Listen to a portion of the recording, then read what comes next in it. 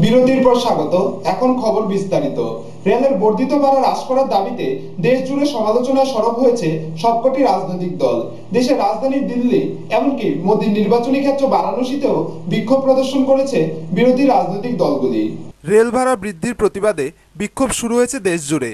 দিল্লিতে কংগ্রেসের একটি বিক্ষোভ মিছিল রেল ভবনের দিকে যাওয়ার চেষ্টা করলে পথ আটকায় পুলিশ। বিক্ষোভকারীদের উপর জলকামান চালানো হয়। প্রধানমন্ত্রী নরেন্দ্র মোদীর নির্বাচনী ক্ষেত্র বারাণসীতে বিক্ষোভ দেখায় সমাজবাদী পার্টি। মোদীর কুশপুতুলও দাহ করেন বিক্ষোভকারীরা। কানপুরেও দাহ হয় প্রধানমন্ত্রীর কুশপুতুল। ভুবনেশ্বর স্টেশনে রাজধানী এক্সপ্রেস অবরোধ করে বিক্ষোভ দেখিয়েছে সিপিআই। ভাড়া বৃদ্ধির জন্য মোদী সরকারের সমালোচনায় সরব হয়েছে সবকটি বিরোধী রাজনৈতিক দলই। ডিএমকের প্রতিবাদ অবিলম্বে যেন বর্ধিত রেল ভাড়া কমানো হয়। এসইউসিআইয়ের বিক্ষোভ। রেল ভাড়া বৃদ্ধির প্রতিবাদ বিক্ষোভ কর্মসূচি এসইউসিআই সমর্থকদের। রাজভবনের সামনে পুলিশের সঙ্গে ব্যাপক খণ্ডযুদ্ধ সমর্থকদের। বিক্ষোভকারীদের গ্রেফতার করে পুলিশ। এদিকে ক্ষমতায় এসে রেলের ভাড়া বাড়িয়ে দেশ জুড়ে সমালোচনার মুখে পড়েছে নরেন্দ্র মোদী সরকার। ভাড়া বৃদ্ধির সিদ্ধান্তে কার্যত দুভাগে ভাগ হয়ে গেছে দেশের মধ্যবিত্ত শ্রেণী। নিত্যযাত্রীদের একাংশের অভিযোগ, ভাড়া বৃদ্ধির ফলে তাদের উপর বাড়তি খরচের বোঝা চাপবে। আবার নিত্যযাত্রীদেরই অন্য অংশের বক্তব্য, পরিষেবার উন্নতি হলে ভাড়া বাবদ বাড়তি টাকা গুনতে তাদের আপত্তি নেই। রেল বাজেটের আগেই যাত্রী ভাড়া ও পণ্য মাশুল বাড়ানোর ঘোষণা করেছেন রেলমন্ত্রী সদানন্দ গৌড়া। এসি স্লিপার সহ লোকাল ট্রেনের ভাড়া বাড়ছে 14.2%। রেলের পণ্য মাশুল বেড়েছে 6.5%। ফলে এক ধাক্কায় অনেকটাই বাড়বে মূল্যবৃদ্ধিও। যদিও যাত্রী ভাড়া বৃদ্ধি নিয়ে মিশ্র প্রতিক্রিয়া দেখা দিয়েছে নিত্যযাত্রীদের মধ্যে। অনেকেই জানিয়েছেন বর্ধিত ভাড়া গুনতে পকেটে টান পড়বে। অনেকে আবার চাইছেন ভাড়া বাড়ুক, কিন্তু যাত্রী সুরক্ষা ও রেলের পরিকাঠামো ভালো হতে হবে। वो तो यही कह रहे थे कि इसको हम काबू करेंगे भीड़ को, इसको जो बढ़ोतरी हो रही है, जो महंगाई हो रही है, इसको कम करेंगे। और कम करने के और महंगा हो जाएगा, तो उल्टा हो जाएगा बिल्कुल। तो उससे महंगाई और बढ़ जाएगी, जबकि सरकार कह रही है कि महंगाई कम करने के लिए, महंगाई तो और बढ़ेगी इससे। वो सारा भार आम जनता के ऊपर ही पड़ेगा। जब कोई चीज आवश्यक होती है तो उसको करना पड़ता है।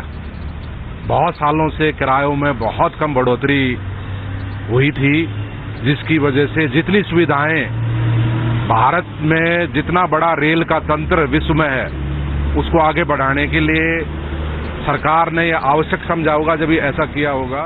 বর্ধিত ভাড়া কার্যকর হবে 25 জুন থেকে। ব্যুরো রিপোর্ট, খবর ত্রিপুরা। কমলপুর অতিরিক্ত দায়রা আদালতের কোয়ার্টার কমপ্লেক্সের পেছন থেকে উদ্ধার হয় শম্ভুচরণ দাস নামে এক ব্যক্তির মৃতদেহ। সে কমলপুর আদালতে গ্রুপ ডি পদে কর্মরত ছিল। কমলপুর শহরের অতিরিক্ত দায়রা আদালতের কোয়ার্টার কমপ্লেক্সের পেছন থেকে কমলপুর আদালতের 4র্থ শ্রেণীর কর্মী শম্ভুচরণ দাসের মৃতদেহ উদ্ধার হয় শনিবার সকালে।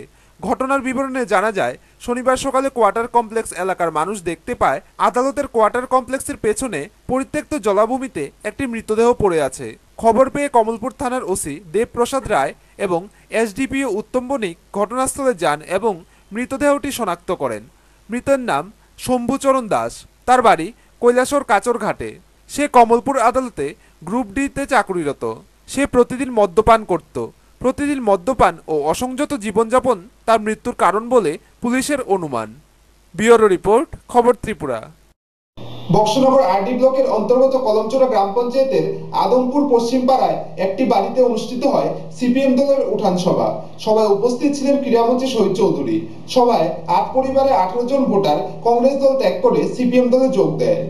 নির্বাচন যতই এগিয়ে আসছে, প্রচার সভা জোরদার করছে শাসক দল সিপিএম। চলছে দলের ত্যাগের পালাও। শুক্রবার বিকেলে বক্সনগর ব্লকের অন্তর্গত কলমচোরা গ্রামের আদমপুর পশ্চিমপাড়া এক বাড়িতে বসে সিপিএম দলের এক উঠান সভা। সভায় উপস্থিত ছিলেন সিপিএম রাজ্য কমিটির সদস্য তথা ক্রীড়ামন্ত্রী শহীদ চৌধুরী সহ অন্যান্য নেতৃত্বরা। সভায় এলাকার সক্রিয় কংগ্রেস কর্মী বলে পরিচিত মিজানুর রহমান সহ 8 পরিবারের 18 জন ভোটার কংগ্রেস দল ত্যাগ করে সিপিএম দলে যোগ দেন। দলত্যাগীদের দলীয় পতাকা দিয়ে বরণ করে নেন মন্ত্রী শহীদ চৌধুরী সহ অন্যান্য নেতৃত্বরা। সবাই বক্তব্য রাখতে গিয়ে শহীদ চৌধুরী বলেন, বিপদ এই ভারতবাসীর সামনে কি, বিজেপির নীতি হলো সাম্প্রদায়িকতা। তাদের 1 নম্বর এজেন্ডা হলো সাম্প্রদায়িকতা। সম্প্রদায়ের ভিত্তিতে মানুষকে ভাগ করো, শাসন করো, শোষণ করো। কংগ্রেস বললাম যে আপনারা যারা আছেন সাধারণ মানুষ এখনো বিভ্রান্ত, এখনো হয়তো আমাদের সরকারকে আমাদেরকে বন্ধু বলে ভাবেন না। এটা তাদের দোষ নয়, যারা ভাবেন না, এটা আমাদের দোষ। আমরা তাদের কাছে যেতে পারি না, তাদের মনের কাছে আমরা পৌঁছতে পারি না। বিভিন্ন কারণে আমাদের দুর্বলতার জন্য হয়তো তারা আমাদের থেকে দূরে আছেন, মুখ ফিরে আছেন। আমরা যে একেবারে সবভাবে আমরা ভালোভাবে কাজকর্ম করতেছি, এটাও কিন্তু আমরা বুকে হাত দিয়ে বলতে পারতেছি না। আমাদেরও ত্রুটি আছে, দুর্বলতা আছে, ভুল বোঝাবুঝি আছে, যার ফলে আমরা যেখানে যারা আছি সঠিকভাবে কাজটা করতাম পারতেছি না বলে আরো যে ব্যাপক করে মানুষের সমর্থন পাওয়ার কথা ছিল, তাদের সমর্থন আমরা পাচ্ছি না। দলত্যাগী কংগ্রেস নেতা মিজানুর রহমান বলেন, আমার কারণ আছে বর্তমানে যে বামপন্থী সরকার আছে ত্রিপুরার যে উন্নয়নমূলক যে কাজকর্ম হইতেছে, যে উন্নয়নমূলক কাজের দিক দিকে লক্ষ্য করে আমি আজকে কংগ্রেসে সিপিএমে যোগ দিয়েছি, যাতে মানুষের পাশে থেকে মানুষের উন্নয়নমূলক কাজগুলা সঠিকভাবে যাতে আরো ভালোভাবে মানুষের কাজগুলো হয়। যে উল্লেখ্য, দলত্যাগী মিজানুর রহমানের স্ত্রী বিগত পঞ্চায়েত নির্বাচনে কংগ্রেস দলের নির্বাচিত পঞ্চায়েত সদস্য ছিলেন। ব্যুরো রিপোর্ট, খবর ত্রিপুরা। নিয়ে নিচ্ছি ছোট্ট একটি বিজ্ঞাপন বিরতি, সঙ্গে থাকুন, ফিরে আসছি বিরতির পর।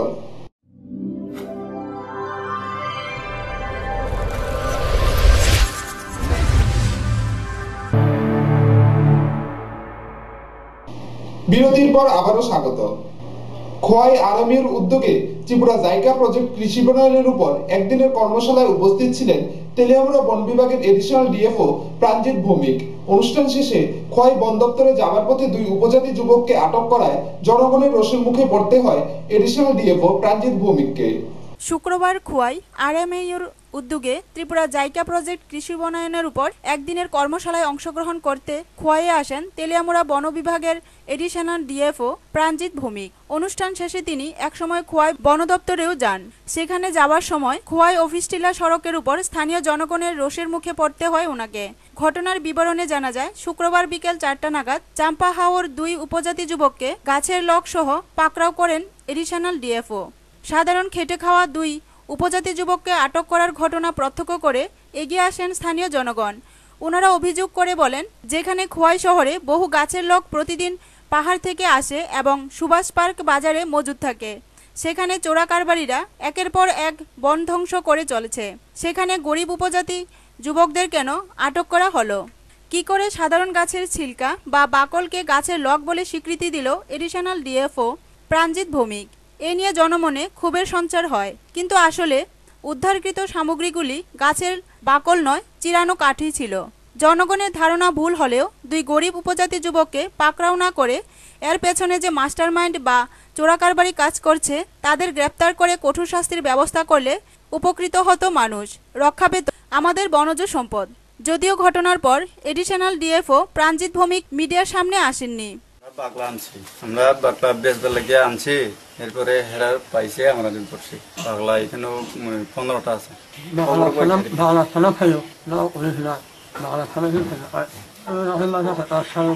আপনার ধরছে এটা তো আপনার সেই সোন টিম্বার মানে চিরানো কার রেখে, এটা তো আপনার বেআইনি। এটা তো ব্যুরো রিপোর্ট, খবর ত্রিপুরা। ধলাই জেলা পরিষদের মোট 9টি আসনে বিভিন্ন রাজনৈতিক দলের পক্ষ থেকে মনোনয়নপত্র জমা দেওয়ার কাজ শুরু হয়েছে। ধলাই জেলা অ্যাসিস্ট্যান্ট রিটার্নিং অফিসার এল ডার্লং জানান, শনিবার পর্যন্ত মোট 13টি মনোনয়নপত্র জমা পড়েছে। ধলাই জেলা পরিষদের মোট 9টি আসনে বিভিন্ন রাজনৈতিক দলের পক্ষ থেকে মনোনয়নপত্র জমা দেওয়ার কাজ শুরু হয়েছে। শুক্রবার মোট 4টি আসনে কংগ্রেস প্রার্থীরা মনোনয়নপত্র জমা দেয় প্রথম পর্যায়ে। দ্বিতীয় দফায় শনিবার বামফ্রন্ট মোট 9টি আসনের সবকটি আসনে মনোনয়নপত্র দাখিল করে অ্যাসিস্ট্যান্ট রিটার্নিং অফিসার এল ডার্লং এর নিকট। ধলাই জেলা অ্যাসিস্ট্যান্ট রিটার্নিং অফিসার এল ডার্লং জানান, শনিবার পর্যন্ত মোট 13টি মনোনয়নপত্র জমা পড়েছে। 24শে জুন স্ক্রুটিনির কাজ শুরু হবে। সেই দিন জেলা পরিষদের প্রার্থীদের প্রয়োজনীয় নথিপত্র নিয়ে উপস্থিত থাকতে বলা হয়েছে। শনিবার মনোনয়নপত্র দাখিল করে সিপিএম নেতা সৈকত আলী বলেন, পঞ্চায়েত সমিতি জেলা পরিষদ দখল করব, এ ব্যাপারে আমরা আশাবাদী। আজকে আমরা আমাদের ধলাই জেলা পরিষদের যে 9 জন সদস্য, আমরা আজকেই নমিনেশন দাখিলের প্রক্রিয়া প্রায় শেষের পথে। আমরা আশা করি এইবারের যে ধলাই জেলা পরিষদের যে নির্বাচন হইব বা সামগ্রিক স্তরে পঞ্চায়েত নির্বাচনে, সেখানে বামপন্থীরা ব্যাপক ভোটের ব্যবধানে জেলা দখল করব, ব্লকগুলা দখল করব এবং প্রতিটা পঞ্চায়েতে সেখানে জনসমর্থন আমাদের পক্ষে আছে। সার্বিক সারা রাজ্যের রেজাল্টের সঙ্গে আমরা আমাদের ধলাই জেলাতেও ভালো রেজাল্ট হইব আমরা মনে করি। ব্যুরো রিপোর্ট, খবর ত্রিপুরা। আসন্ন ত্রিস্তর পঞ্চায়েত নির্বাচনকে কেন্দ্র করে উদয়পুর মহকুমায় সিপিএম এর 660 জন প্রার্থী মনোনয়নপত্র জমা দেন গোমতী জেলা শাসকের নিকট। আসন্ন ত্রিস্তর পঞ্চায়েত নির্বাচনকে কেন্দ্র করে উদয়পুর মহকুমার সব দিক থেকে এগিয়ে বামফ্রন্ট, যা অন্যান্য বিরোধী দলগুলির মধ্যে তেমন প্রভাব লক্ষ্য করা যাচ্ছে না। বিরোধী দলগুলির দলকর্মীদের অভিমত রয়েছে, সাংগঠনিকভাবে দলকে ধরে রাখার মতো প্রভাবশালী নেতার অভাব রয়েছে। নিজেদের দলের মধ্যে গোষ্ঠীদ্বন্দ্ব, ভাগ বাটোয়ারা করা, দলে কর্মী স্বল্পতা ইত্যাদি, কি কংগ্রেস, কি বিজেপি, কি তৃণমূল কংগ্রেস, সব ক্ষেত্রে একই দশা। তিন দলের প্রচারই থাকুক না কেন, সর্বাপেক্ষা সিপিএম, এটাই অভিমত সাধারণ মানুষ সহ অধিকাংশ সরকারি কর্মচারীরও। শুক্রবার ছিল সিপিএম উদয়পুর বিভাগ এলাকার শেষ মনোনয়নপত্র জমা। শেষ পর্যন্ত সিপিএম এর মোট প্রার্থী 660 জনই মনোনয়নপত্র দাখিল করে। তার মধ্যে জেলা পরিষদ স্তরে 12 জন মনোনয়নপত্র জমা দেয় গোমতী জেলা শাসকের নিকট এবং আগে সমস্ত গ্রাম পঞ্চায়েত স্তরে 609 জন এবং পঞ্চায়েত সমিতি স্তরে 39 জন প্রার্থী জমা দেয় মনোনয়নপত্র। এদিকে উদয়পুর মহকুমা পৌর পরিষদের অন্তর্গত 19 নং ওয়ার্ডের নবাগত সিপিএম প্রার্থী দেবাশিস ধর চৌধুরী মনোনয়নপত্র জমা দেয় উদয়পুর মহকুমা শাসক অজিত দেবনাথের নিকট। তবে এখন পর্যন্ত বিরোধী দলগুলি সঠিক প্রার্থী বাছাই নিয়ে 50% মনোনয়নপত্র জমা দিতে পারেনি। অন্যদিকে আবহাওয়ার পূর্বাভাসের ফলে দিবারাত্র রিমঝিম বৃষ্টিতে প্রচারে ব্যাঘাত ঘটলেও উদয়পুর মহকুমার বেশ কিছু এলাকায় ইতিমধ্যেই বামফ্রন্ট মনোনীত সিপিএম প্রার্থীর সমর্থনে প্রচার অনেকটাই এগিয়ে রয়েছে, যা অন্যান্য দল কংগ্রেস, বিজেপি, তৃণমূল কংগ্রেস প্রচারে এঁটে উঠতে পারছে না। এখন দেখা যাক ভবিষ্যৎ কি বলে, তা সময়ই বলা যাবে। আমি চাই এই রাজ্যের মধ্যে বামফ্রন্ট সরকার যে উন্নয়নমুখী কাজ করতেছে, জনগণের জন্য যে কাজ করতেছে, গরিব মেহনতি মানুষের জন্য যে কাজ করছে, এতে এই রাজ্যের মানুষ খুশি। এই রাজ্যের মানুষ আবারও চায় এবার ত্রিস্তর পঞ্চায়েত নির্বাচনে বামফ্রন্টকে বিপুল ভোটে জয়ী করার জন্য মানুষ এখন মাঠে পড়ে নেমেছে এবং আমাদের প্রার্থী করার ক্ষেত্রে বলেছে যে আগামী দিনে তাদের অনেক প্রত্যাশা আমাদের কাছে। ব্যুরো রিপোর্ট, খবর ত্রিপুরা। শুক্রবার ত্রিস্তর পঞ্চায়েত নির্বাচনকে সামনে রেখে খোয়াই ব্লকের 25টি পঞ্চায়েতের 136টি ওয়ার্ড এবং 247 জন সিপিএম প্রার্থী মনোনয়নপত্র দাখিল করলেন। তেলিয়ামুড়া, কল্যাণপুর এবং খোয়াই ব্লকের 13 জন প্রার্থীও এদিন মনোনয়ন জমা দেন। শুক্রবার ত্রিস্তর পঞ্চায়েত নির্বাচনকে সামনে রেখে সুবিশাল মিছিলের মাধ্যমে খোয়াই ব্লকের 25টি পঞ্চায়েতের 136টি ওয়ার্ড এবং 247 জন প্রার্থী মনোনয়নপত্র দাখিল করলেন। পঞ্চায়েত সমিতির 13 জন প্রার্থী ও মনোনয়নপত্র দাখিল করেছেন। পাশাপাশি তেলিয়ামুড়া, কল্যাণপুর এবং খোয়াই ব্লক এই তিনটি ব্লকের মোট 13 জন জেলা পরিষদের প্রার্থী মনোনয়নপত্র দাখিল করেছেন। এর মধ্যে খোয়াইয়ের মোট 6 জন প্রার্থী রয়েছেন। সিপিআইএম বিভাগীয় সম্পাদক বিশ্বজিৎ দত্ত আশা প্রকাশ করে বলেন, বামফ্রন্ট সরকারি ত্রিস্তর পঞ্চায়েতের কাজের নিরিখে জনগণ বিপুল ভোটে সিপিআইএম প্রার্থীদের জয়যুক্ত করবেন। 2014 আসে 20 জুন এখানে আমরা মনোনয়নপত্র দাখিল করার জন্য আমরা এসেছি। আজকে ত্রিস্তর পঞ্চায়েতের সব স্তরে আমরা মনোনয়নপত্র আমরা দাখিল করব। আমাদের ব্লকে, খোয়াই ব্লকে 25টি পঞ্চায়েতের 136টি ওয়ার্ড এবং 247 জন প্রার্থী তাদের মনোনয়নপত্র দাখিল করা হবে। বামফ্রন্ট সরকারের ত্রিস্তর পঞ্চায়েতের কাজের নিরিখে এবং উন্নয়ন এবং শান্তির পক্ষে মানুষ আমাদের প্রার্থী সবাইকে বিপুল ভোটে জয়যুক্ত করবে। ব্যুরো রিপোর্ট, খবর ত্রিপুরা। 7 দফা দাবিকে সামনে রেখে উদয়পুর রাজারবাগস্থিত উত্তরায়ণ যুব নির্মাণ সংস্থা এক সাংবাদিক সম্মেলনের আয়োজন করে। তারা জানায়, আগামী কয়েকদিনের মধ্যে তাদের এক প্রতিনিধি দল মুখ্যমন্ত্রী মানিক সরকারের নিকট এই 7 দফা দাবি স্মারক তুলে দেবেন। দীর্ঘদিনের মানুষের দাবিগুলিকে বাস্তবে রূপ দিতে প্রয়াস নিয়েছে উদয়পুর রাজারবাগস্থিত উত্তরায়ণ যুব নির্মাণ সংস্থা। বেসরকারিভাবে সংস্থাটির যাত্রা শুরু হয়েছিল 2014 সালের মে মাসে। বর্তমানে মোট সদস্য সংখ্যা 150 জন। বর্তমানে সমগ্র রাজ্যের পাশাপাশি উদয়পুরেও চলছে রান্নার গ্যাস নিয়ে নানান সমস্যা। চলছে গ্যাস এজেন্সিগুলিতে কলহ বিবাদ, দুর্ভোগ পোহাতে হচ্ছে জনগণকে। এর প্রতিবাদে শনিবার বিকেলে এক সাংবাদিক সম্মেলন করে উত্তরায়ণ যুব নির্মাণ সংস্থা। রাজারবাগ কমিউনিটি হলে সাংবাদিক সম্মেলনে জনগণের স্বার্থ সম্বলিত দাবিগুলির মধ্যে ছিল 5 জন সদস্যভুক্ত পরিবারে মাসে একটি করে রিলিফ সিলিন্ডার দেওয়ার প্রতিশ্রুতি, অবিলম্বে বাস্তবমুখীকরণ, গ্যাস এজেন্সির সংখ্যা বৃদ্ধি এবং কালোবাজারি রোধে কঠোর পদক্ষেপ নেওয়া, গ্রাহকের সংখ্যার সাথে সামঞ্জস্য রেখে রিলিফ সিলিন্ডার সরবরাহ করা, ত্রুটিপূর্ণ সিলিন্ডার বাতিল করে সুরক্ষিত সিলিন্ডার সরবরাহ করা ইত্যাদি। এছাড়াও সংস্থার পক্ষ থেকে উপস্থিত সভানেত্রী সুমিতা চক্রবর্তী ও সম্পাদক সন্দীপ চক্রবর্তী সহ অন্যান্যরা জানান, আগামী সপ্তাহখানেকের মধ্যে এই 7 দফা দাবি আদায়ের লক্ষ্যে 3 জনের প্রতিনিধি দল গণস্বাক্ষর কর্মসূচি নিয়ে মুখ্যমন্ত্রী মানিক সরকারের নিকট একটি স্মারকলিপি তুলে দেবেন। করতে গেছেন, গণস্বাক্ষর তুলেছেন, তখন এটা লক্ষ্য করা গেছে প্রচুর লোক তারা জানিয়েছেন যে 5 মাস ধরে সিলিন্ডার পাচ্ছেন না এমন আমরা পেয়েছি, 3 মাস ধরে পাচ্ছেন না এমন পেয়েছি, 2 মাস ধরে পাচ্ছেন না এরকম বহুলাংশে আমরা পেয়েছি। তো সেই ক্ষেত্রে আমরা প্রথম পয়েন্টে সেটা আমরা উল্লেখ করেছি। ভবিষ্যৎ কর্মসূচিকে আপনাদের সামনে তুলে ধরছি। আমাদের বর্তমান কর্মসূচি এলপিজি গ্যাসের বহুল পরিমাণে কালোবাজারি রোধে এক গণস্বাক্ষর সম্মিলিত প্রতিবেদন লিপি আমরা মাননীয় মুখ্যমন্ত্রীর নিকট পাঠাতে চলেছি। আমাদের ভবিষ্যৎ কার্যকলাপ 1. আমাদের সকলের আনন্দের অনুষ্ঠানে যার যার সাধ্যমতো স্বল্প পরিমাণ হলেও তার কিছু অংশ অনাথাশ্রমে আশ্রমিকদের সাথে। তবে এই আন্দোলন এখানেই সমাপ্ত নয়। আগামীতে নতুন পরিকল্পনা নিয়ে নতুন দিশা দেখছে উত্তরায়ণ যুব নির্মাণ সংস্থা, এমনটাই অভিমত সংস্থার কর্তৃপক্ষের। বাণীব্রত দত্তের রিপোর্ট, খবর ত্রিপুরা।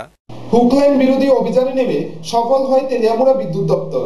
তেলিয়ামুড়া থানাধীন এলাকা থেকে প্রায় 1 লক্ষ টাকা মূল্যের সামগ্রী বাজেয়াপ্ত করে জরিমানা করেছে বিদ্যুৎ দপ্তর। তেলিয়ামুড়া বিদ্যুৎ দপ্তর হুকলাইন বিরোধী অভিযানে নেমে সফল। বিগত 3 দিন যাবৎ তেলিয়ামুড়া থানাধীন এলাকায় প্রায় 1 লক্ষ টাকা মূল্যে সামগ্রী বাজেয়াপ্ত করে এবং জরিমানা করা হয় 42,000 টাকা। বাজেয়াপ্ত সামগ্রীর মধ্যে ইলেকট্রিক চুল্লি, টিভি ও ফ্রিজ রয়েছে। সেগুলো নাকি বেআইনিভাবে ব্যবহার করছিল। তবে থানায় কোনো মামলা করা হয়নি। এইসব অভিযান অব্যাহত থাকবে বলে জানা যায়। 16, 17, 18 এই মাসের 3 দিন কন্টিনিউয়াস রেড করাইছি। করিলং, লেম্বুসরা, মোহরসরা, শান্তিপাড়া, সংসর্গাপাড়া, বিভিন্ন এরিয়া। এই এরিয়াগুলির আমরা রেড করে এখান থেকে আমরা ফ্রিজ একটা বাজেয়াপ্ত করছি, টিভি 4টা বাজেয়াপ্ত করে আনছি, হুপার একটা, হিটার আমরা ডিসকানেকশন করছি 4টা, এবং আরও প্রায় 15টার মতো বাড়িতে অবৈধ হুকলাইন তারা ইউজ করতো। কিছু কিছু বাড়িতে লাইন থাকা সত্ত্বেও পাশাপাশি একটা হুকলাইন ইউজ করতো। এইসব বাড়িগুলি আমরা হুকলাইনগুলো ডিসকানেকশন করেছি, করে তারপরে মোটামুটি আমরা 42,000 টাকার মতো পেনাল্টি। ব্যুরো রিপোর্ট, খবর ত্রিপুরা। সুপ্রিম কোর্টের নির্দেশ অনুযায়ী সকল বাইক আরোহীদের আইএসআই মার্কযুক্ত হেলমেট পরার আবেদন জানিয়ে এবার পথে নামলেন আমবাসা মহকুমার পুলিশ আধিকারিক জলসিং মিনা। আইএসআই মার্কযুক্ত ফুল হেলমেট পরার আবেদন জানিয়ে এক সাংবাদিক সম্মেলনের আয়োজন করেন তিনি। রাজ্য সরকারের উদাসীনতার কারণে রাজ্যে বর্তমানে অটো চালকদের মাথায় হাত। এবার বাইক চালকদের মাথায় হেলমেট লাগাতে মাঠে নামল বাজিরাও সিংঘম। আমবাসা মহকুমার পুলিশ আধিকারিকের নাম জলসিং মিনা। তিনি আমবাসায় এই পদে যোগ দেওয়ার সাথে সাথে মোটর বাইক গাড়ি চালকদের মাথায় হাত। সুপ্রিম কোর্টের গাইডলাইন অনুযায়ী বাইক আরোহীদের আইএসআই মার্কযুক্ত ফুল হেলমেট পরতে হবে। এই কথা মাথায় রেখে বিগত 2 সপ্তাহ যাবৎ মহকুমা পুলিশ আধিকারিক জলসিং মিনা, আমবাসার OC Swapan Dasgupta, sub inspector Satyajit Mallick রাস্তায় বাইক আরোহীদের আইএসআই মার্কযুক্ত হেলমেট পরিধান করার জন্য আবেদন জানানো হচ্ছে। দোকানে দোকানে গিয়ে আইএসআই মার্ক ছাড়া হেলমেট বিক্রি না করার জন্য অনুরোধ জানান এবং যে যে বাইক আরোহী ফুল হেলমেট ব্যবহার করছেন তাদেরকে ধন্যবাদও জানান। সর্বশেষে মহকুমা পুলিশ আধিকারিক জলসিং মিনা এক সাংবাদিক সম্মেলন করেন। সেখানে তিনি বিস্তারিত তথ্য তুলে ধরেন। मैं एसडीपी अम्बासा हूँ, मेरा नाम जलसिंह मीना है।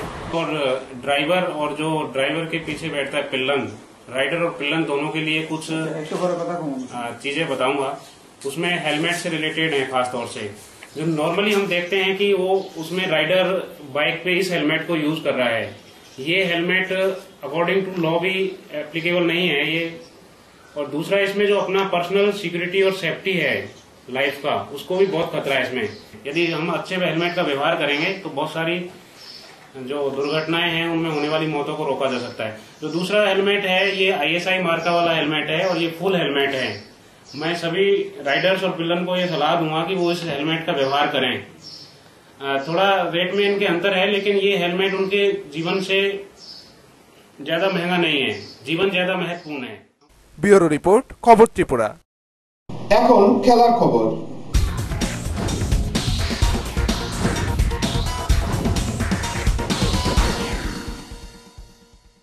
ইতালিকে 1-0 ব্যবধানে হারালো কোস্টারিকা। অধিকাংশ সময় বল দখলে রাখলেও কাজে লাগাতে পারল না ইতালি। উল্টে কম সময় বল পায়ে রেখেই ইতালি বধ করল কোস্টারিকা। রেসিফের অ্যারেনা পেরনামবুকোয় বাজিমাত কোস্টারিকার। ইতালিকে 1-0 ব্যবধানে হারালো